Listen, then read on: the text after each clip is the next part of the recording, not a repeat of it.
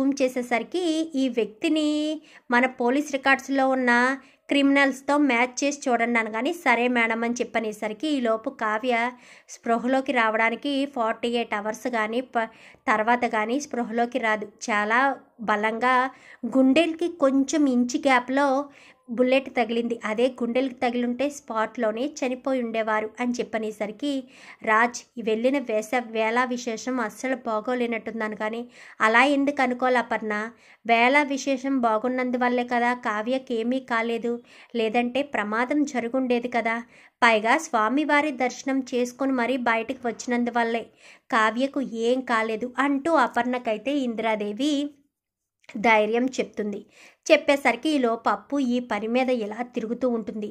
తిరిగేసరికి ఎక్కడి నుంచి షూట్ చేసి ఉంటాడు అనుకుంటూ అక్కడ ఏదైనా దొరుకుతుందేమోనని అక్కడికి వెళ్ళి మొత్తం చూస్తుంది. మొత్తం చూసేసరికి వాడు హడావిడిలో ఫోన్ కాస్త అక్కడే జోబీలో పెట్టుకున్నాననుకుని ఫోన్ కాస్త అక్కడే పడేసి వెళ్ళిపోతాడు. ఇంకప్పు ఇక్కడి నుంచే షూట్ చేసి ఉండొచ్చు అని చుట్టూ అంతా వెతకండి, ఏదైనా క్లూ దొరికే అవకాశం ఉందని చెప్పాను. కానీ మొత్తం అంతా కానిస్టేబుల్ వెతుకుతారు. ఒక తుప్పల్లోకి అంటే చూసుకోకుండానే కాళ్ళతో ఏదో రాయిని తన్నట్టుగా ఫోన్ వెళ్ళి తుప్పల్లో ఉండిపోవడంతో మేడం ఇక్కడ ఏదో ఫోన్ దొరికిందని చెప్పనేసరికి వెంటనే ఫోను ఇలా లాక్ ఓపెన్ చేసేసరికి స్క్రీన్ మీద ఫోటో కనిపిస్తుంది. మనం సీసీ కెమెరాలో చూసిన ఫోటో ఇదే కదా అని చెప్పాను. కానీ అవును మేడం అని చెప్పనేసరికి అంటే ఇందులో అసలు వీడికి ఎవరు సుపారీ ఇచ్చారో అన్న విషయం తెలుస్తుంది అని చెప్పి ఫోన్ కేసు ఓపెన్ చేయడంతో అందులో వెనకాల కావ్య ఫోటో మడత పెట్టుంటుంది. అంటే మా అక్క ఫోటో ఇచ్చి మరీ సుపారీ ఇచ్చారన్నమాట, అందుకే వాడు సుపారీ తీసుకున్నాడు అని చెప్పి వెంటనే ఇంకా ఆడి ఫోటోని ఆల్రెడీ క్లియర్గా ఇందులో ఉంది కదా ఆ ఫోటోని పంపించి పాత క్రిమినల్తో మ్యాచ్ చేసి చూడమని చెప్తారు. ఇంకా ఫోన్ లాక్ ఓపెన్ అవ్వట్లేదు మేడం అని చెప్పాను. కానీ సరే మొబైల్ షాప్లో ఇవ్వండి, నేను ఒకసారి హాస్పిటల్కి వెళ్ళి వస్తాను అనగానే వెంటనే ఇదంతా శ్రీశైలంలోనే జరుగుతుంది. మొబైల్ షాప్లో ఇచ్చేసరికి టైం పడుతుంది, ఒక 4 అవర్స్ పడుతుందని చెప్పాను. కానీ సరేనని అదే విషయం చెప్తారు అప్పుకి. అప్పు హాస్పిటల్లోనే ఉంటుంది. కంగారు పడకు బావా, మీకేమైనా అనుమానాస్పదంగా మీ వెనకాల ఎవరైనా ఫాలో అయినట్టు ఏదైనా జరిగినట్టు మీకేమన్నా అనిపించిందా అనగానే లేదప్పు, అసలు మా వెనకాల ఎవరు ఫాలో అవ్వలేదు, అయినా మేము శ్రీశైలం వస్తున్నానన్న విషయం ఇంట్లో వాళ్ళకి కూడా ఎవరికీ చెప్పలేదు, కానీ వాడికి ఎలా తెలిసిందనేది అర్థం కావట్లేదు అని చెప్పనేసరికి పక్కకి పిలుస్తుంది అప్పు. ఎవరి మీదైనా అనుమానం ఉందా బావా అని చెప్పాను. కానీ ఎవరి మీద ఉంది ఎవరి మీద లేదు అని చెప్తాడే కానీ యామిని మీద అనుమానం ఉందన్న విషయం రాజ్కి అర్థమవుతుంది.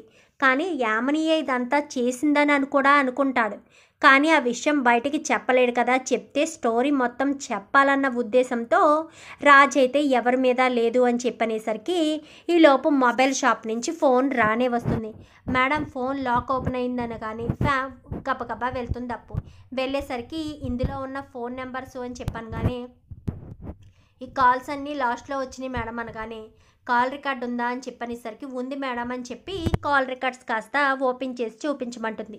కాల్ రికార్డ్స్ ఓపెన్ చేసి చూపించేసరికి ఎంతవరకు వచ్చింది పని, చంపేశావా అంటూ ఫోనులో మాట్లాడేసరికి అంటే సుపారీ ఇచ్చింది ఈవిడే, ఈ నెంబర్ ఎక్కడుంది ఏంటి అంటూ చూసేసరికి నెంబర్ ఎవరిదో ఎవరి పేరు ముందో లొకేషన్ కూడా ట్రేస్ చేయండి అని చెప్పాను. కానీ ఇంకా యామిని పేరు మీద ఉందన్న విషయం అయితే తెలుసుకుంటారు.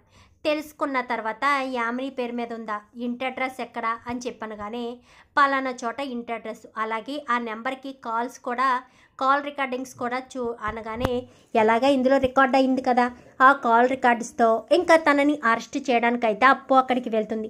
వెళ్ళేసరికి ఏమైంది, ఎక్కడికి ఎందుకు వచ్చారు ఇన్స్పెక్టర్ అని చెప్పాను. కానీ మీ అమ్మాయిని అరెస్ట్ చేయడానికి వచ్చాము, ఆమెని ఎక్కడుందని చెప్పాను. కానీ నా కూతురు ఏం తప్పు చేసింది ఇన్స్పెక్టర్ అనగానే దుగ్గిరాల ఫ్యామిలీ ఇంటి పెద్ద కోడల్ని చంపడానికి ప్రయత్నించిందని చెప్పనేసరికి మా అమ్మాయి ఎందుకు అలా చేస్తుంది అనగానే పక్క ఆధారాలతోనే వచ్చామండి, ఆధారాలు లేకుండా ఎందుకు వస్తాం చెప్పండి, మీ అమ్మాయి ఒక అతనికి సుపారీ ఇచ్చింది, వాడు ఫోన్ ద్వారానే మీ అమ్మాయి వాడికి ఫోన్లు చేసింది, కాల్ రికార్డ్స్ కూడా ఉన్నాయి వినిపించమంటారా అంటూ ఫోన్ తీసి కాల్ రికార్డ్స్ అన్నీ కూడా ఓపెన్ చేసి ఈ నెంబర్ మీ అమ్మాయిదే కదా అని చెప్పాను. కానీ అవును మా బేబీదే అని చెప్పనేసరికి ఎక్కడుంది మీ అమ్మాయి అని చెప్పాను. కానీ అమ్మ బేబీ అని చెప్పనేసరికి బయటకు వస్తుంది.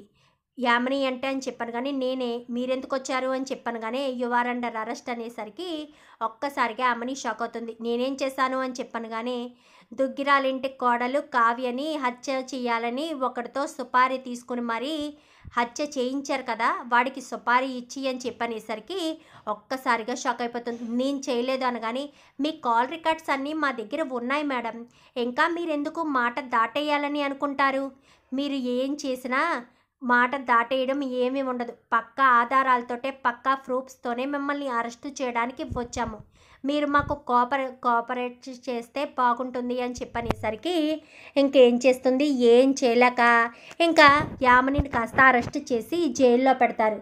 ఇంకా కావ్య అయితే కోలుకొని ఇంటికి వస్తుంది. ఇంటికి వచ్చిన తర్వాత అసలు యామిని అనే వ్యక్తి నీకు తెలుసా బావా, అక్క మీద హత్యా ప్రయత్నం చేసింది ఎవరో కాదు యామిని అని చెప్పనేసరికి ఇంకా రాజు ఒక్కసారిగా షాక్ అయిపోతాడు.